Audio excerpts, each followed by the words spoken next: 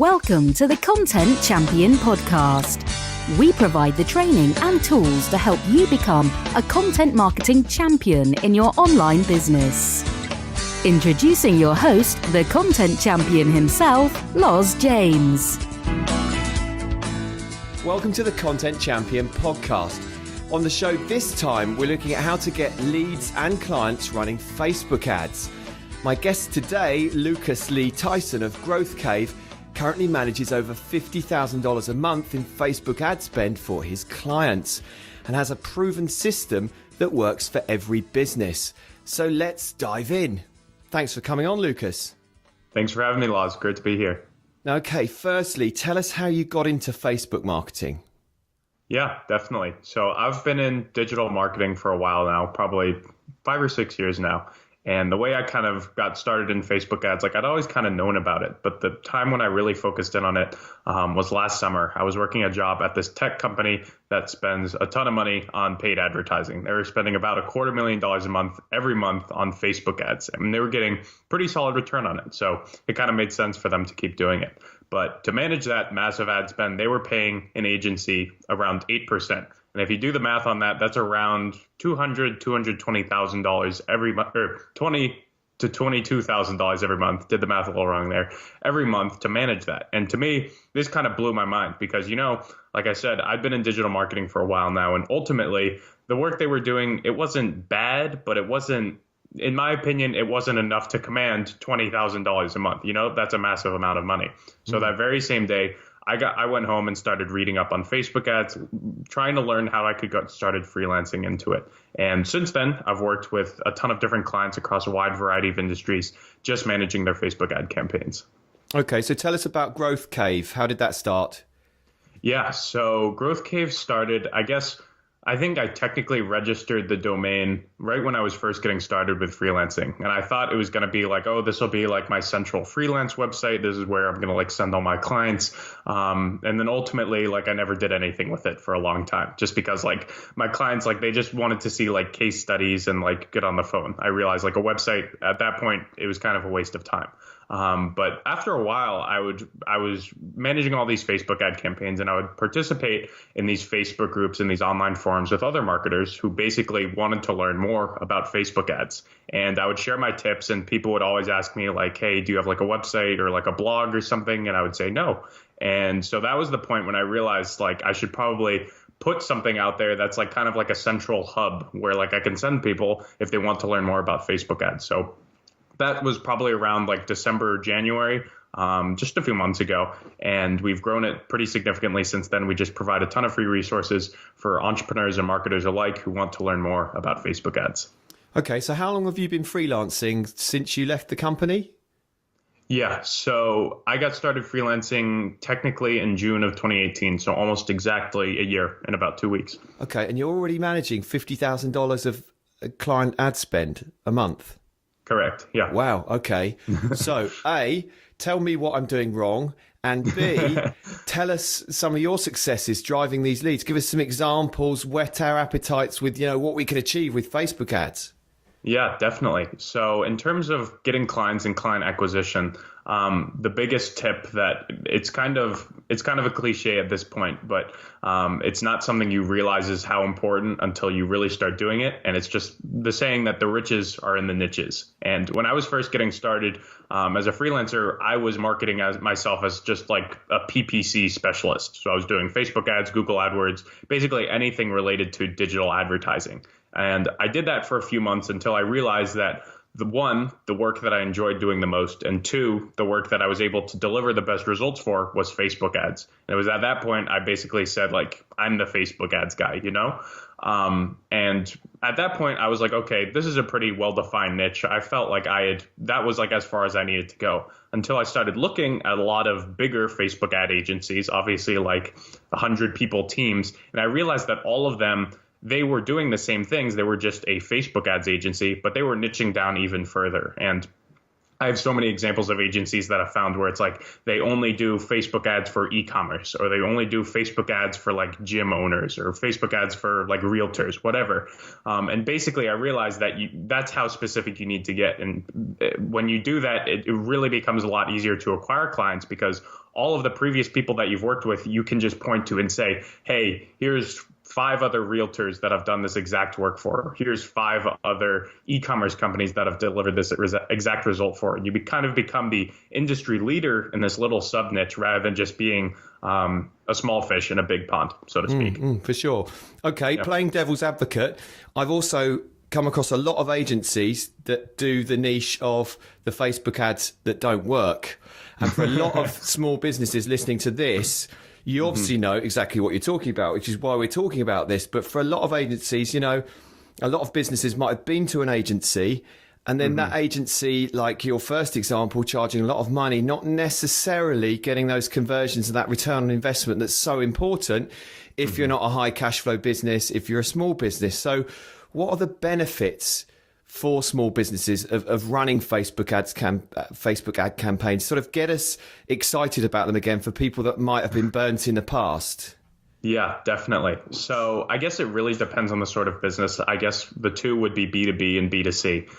For B2B businesses, ultimately, we've seen client campaigns where they're spending minuscule amounts of money, like $5 to $10 a day. That's like under $500 a month. And they're able to land massive client deals with it. Like we worked with a realtor who was spending, like I said, below $500 a month, and they just landed like a $50,000 client, which to them is massive. And if you do the math on that, that's like a 100 or 1,000 times return on investment.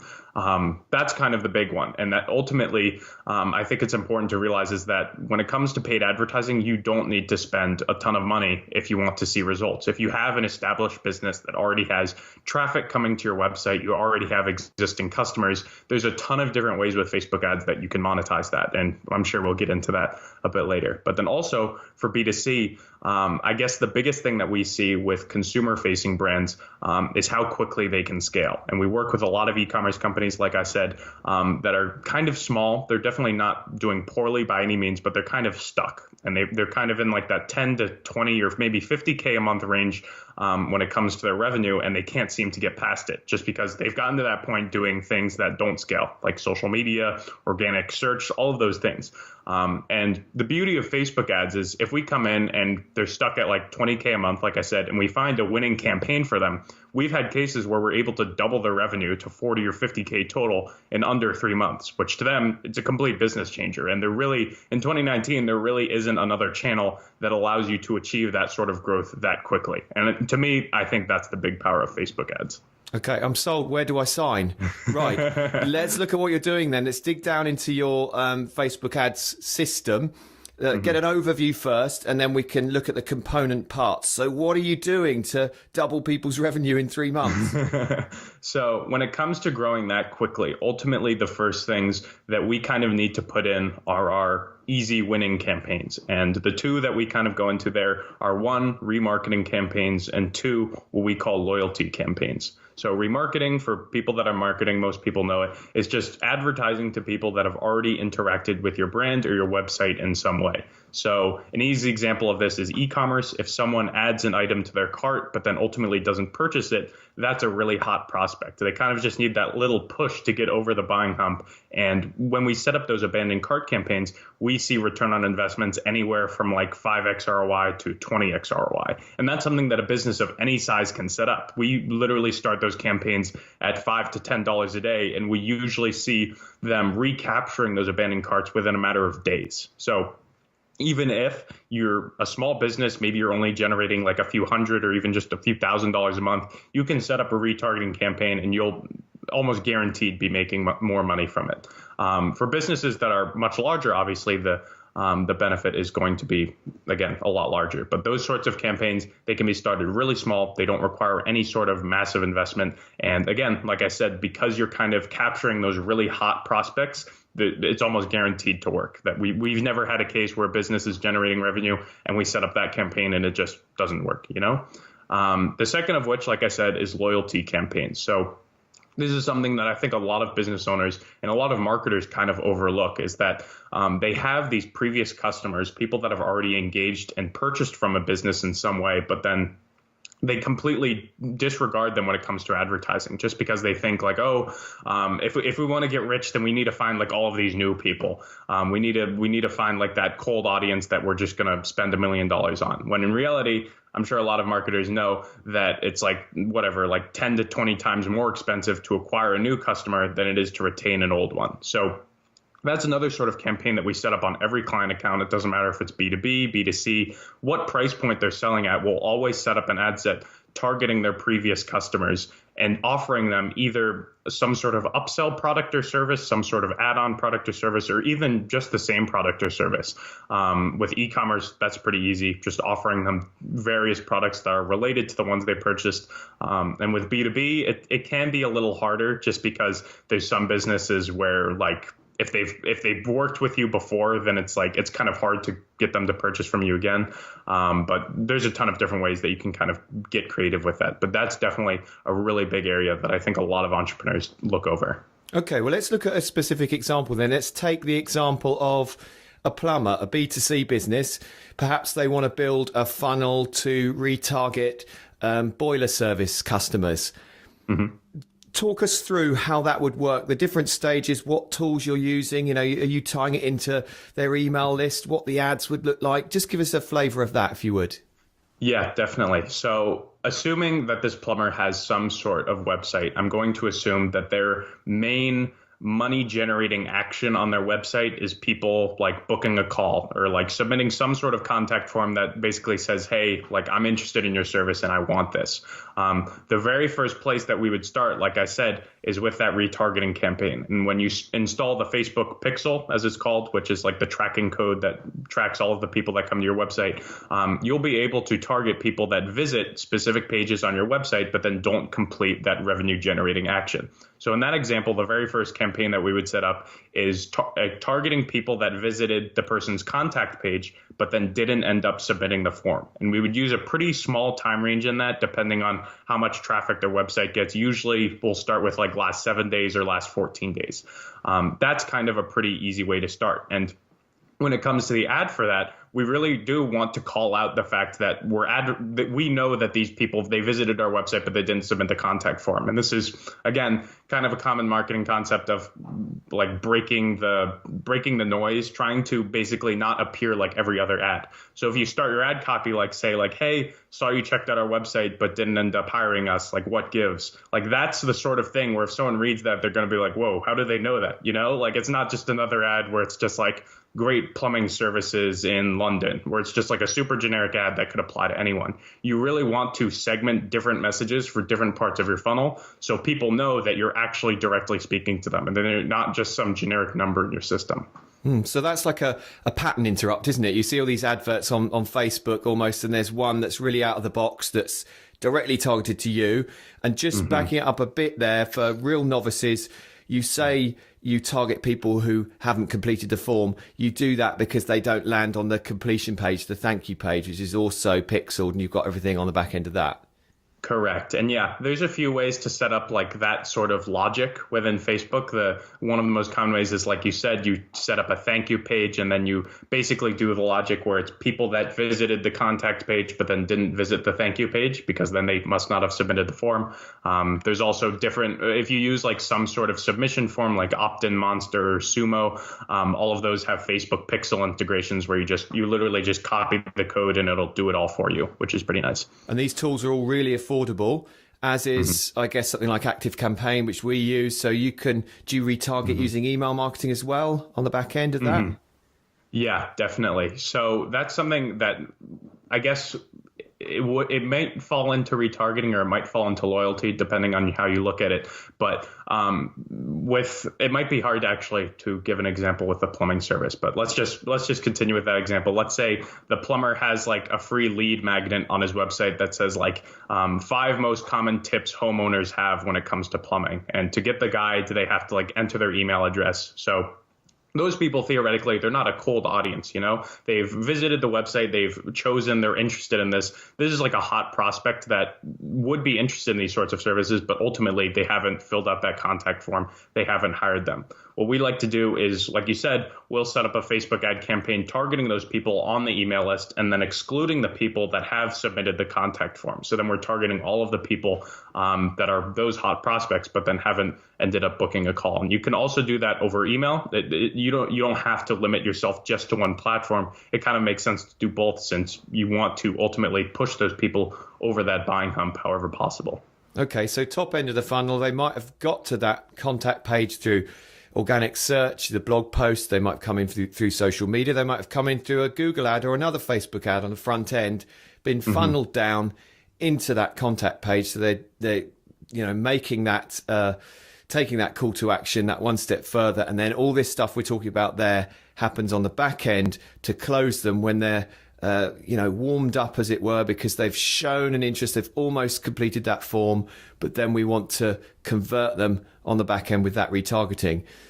Okay, exactly. So what does the ad look like? Is it a photo of the target audience? If you are targeting, a specific age group, if it's mainly male, would that be the picture in the ad in Facebook?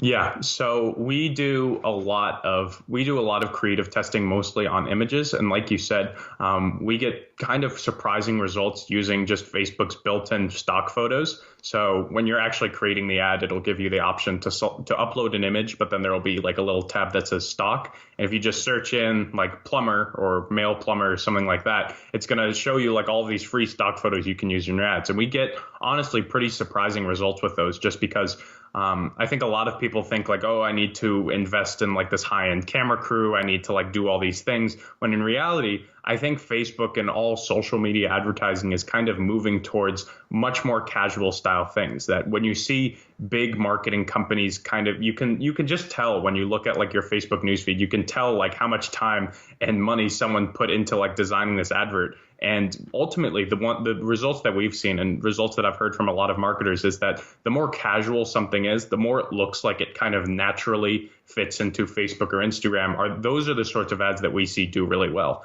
And not only speaking on images, but we get decent results also just with like simple iPhone videos. Like in your example, if we had a plumber, we might just tell them like, hey, can you record like a 30-second video with your iPhone, just saying who you are, what you do, and like what sorts of services you provide. Those sorts of creatives we find perform really well. Okay, so if it's over polished and screams corporate, the response is down. Okay. You're listening to the Content Champion podcast, showcasing the training and tools you need to become a content marketing champion in your online business.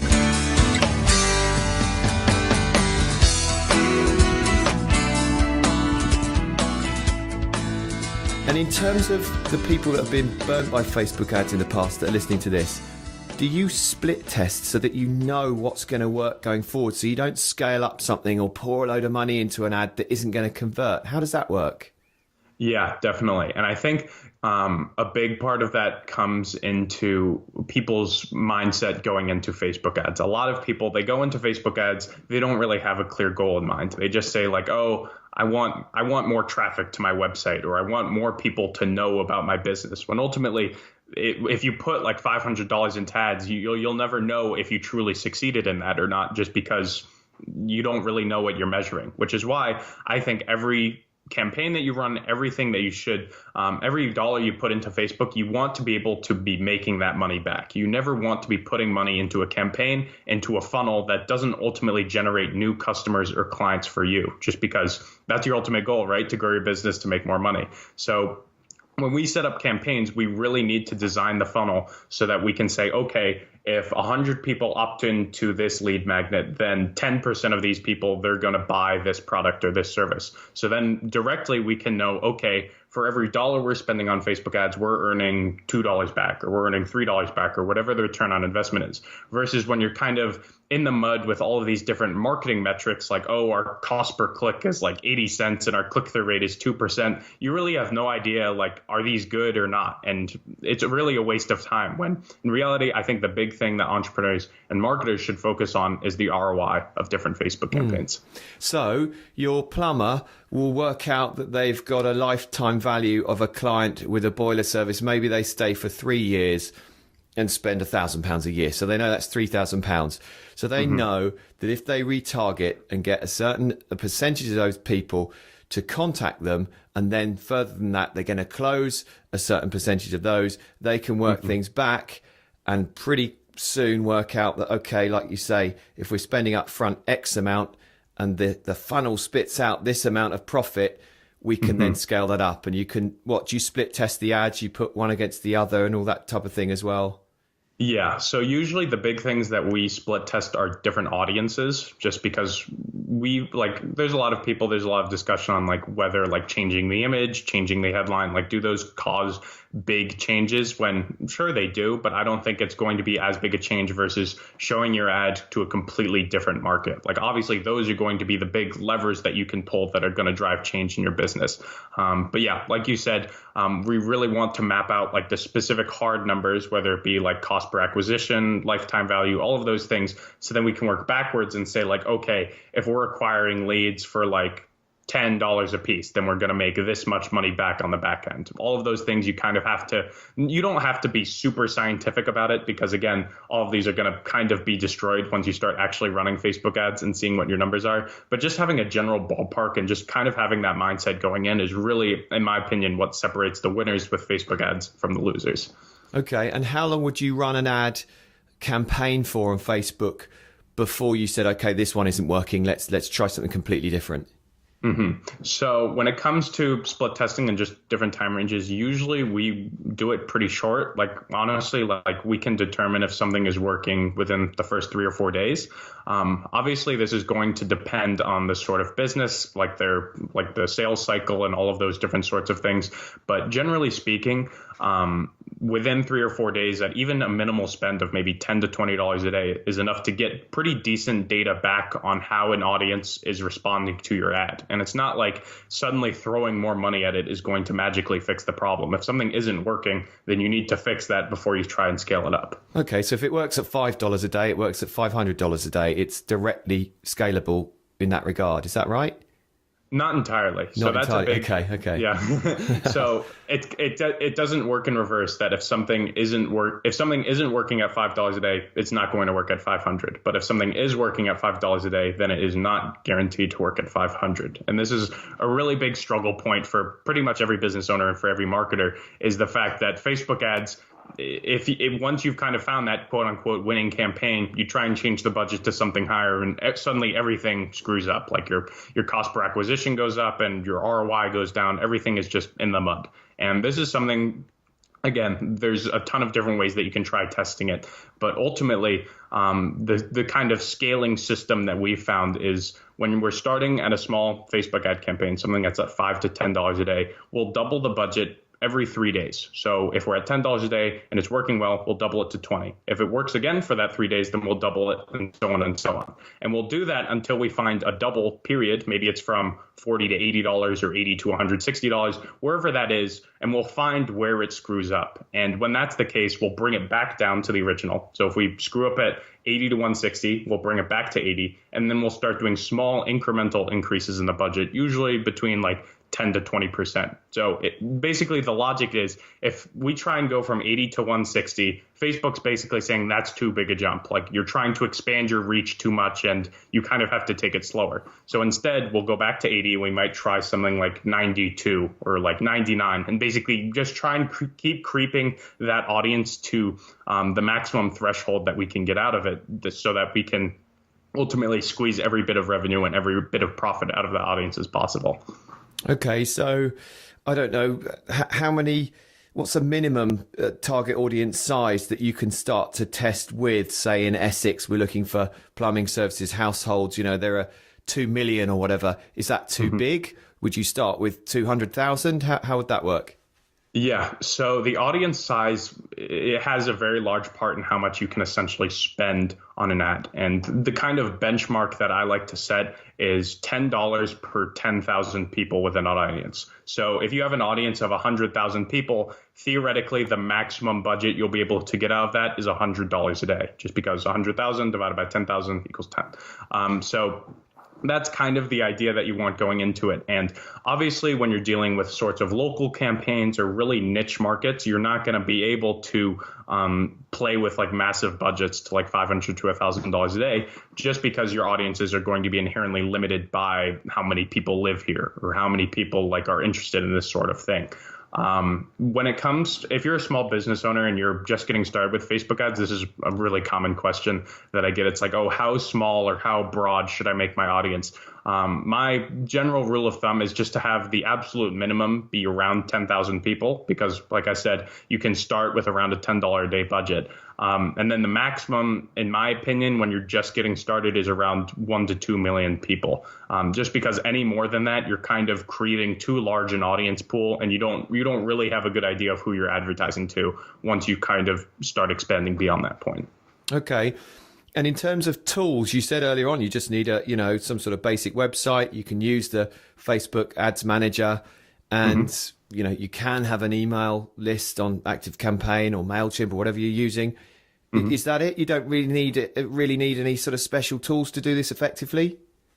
Not really. The one kind of big tool that I use for smaller businesses that aren't able to use Facebook's lookalike technology, which is basically when you take an email list or customer list and you upload it into Facebook, and then Facebook will work its algorithm magic and then spit out an audience that's similar to that.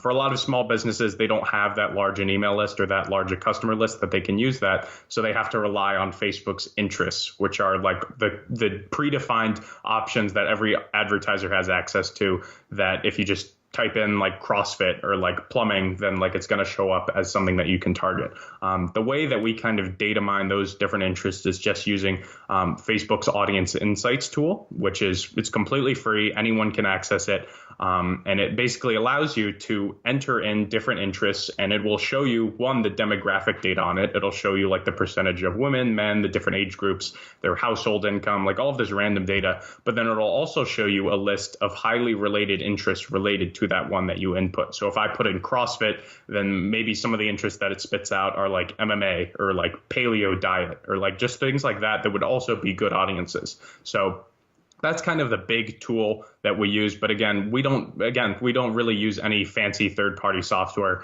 I know there's tools that claim to do interest targeting better than Facebook's Audience Insights tool. There's a ton of like fancy reporting software. But ultimately, unless you're doing like hundreds of thousands of dollars a month in revenue and ad spend on Facebook, in my opinion, you don't really need any of those.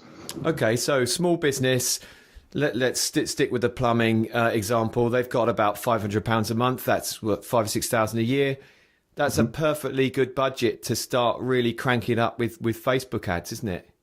Absolutely. Yeah. And I think a lot of people think like, oh, that's too small, it wouldn't work, mostly because they think they need to hire an agency or even hire like a freelancer or consultant like me, which if you're only spending $500 or $600 a month, then if you try and pay someone else to manage it, then suddenly you're barely spending any money. So if you're a small business and you want to spend some money on advertising, you should just learn how to do it yourself. It's really not that complicated, and you can get some really great results doing it. There's not some secrets that people like me or big agencies know. They're just people that have figured it out themselves. But with $50,000 worth of client ad spend under management in just a year, you obviously do have some kind of intuitive feel for this. Are you a maths major? Are you analytical in the terms of how you look at all this? Yeah, I was definitely strong at math in high school and college, and I definitely think I'm more of an analytical thinker. And I think, like going back to what we said before, I think that's kind of why I had early success with Facebook ads. It's just I always focused on the numbers immediately, and I think that's just something that comes naturally to me. It's just easy for me to look at a campaign and say, okay, if we're putting in this many dollars and we're getting this many leads back, like, okay, this works, which Again, I realize it's not something that comes easy to a lot of people, but you kind of, if you want to succeed with honestly, like any sort of digital advertising or marketing, it's a really important skill to develop. Okay. It'd be great if you had some kind of course or training on this. I know I've been watching a lot of your videos. Can you remind us where we can find you online, and also tell us if you've got any training that we can dig into as well? Yeah, definitely. So growthcave.com is our main website, and we do have a premium training course that we actually launched for the first time basically last month, this time back in April of 2019. And it went well. We got some great students, got some great results, but we're currently in maintenance mode for it. We're kind of building out some new modules, kind of making it bigger and better. And we're planning on doing a relaunch of it sometime in the summer, maybe June or July. So if that's something you or your listeners are interested in, definitely go to growthcave.com. And join our email list in some way, and we'll be sending out updates on that. Well, that's fantastic. I'm definitely going to be checking that out because I really want to know what you're doing and look at all those videos. Wait for it, listeners. Here comes the PS question.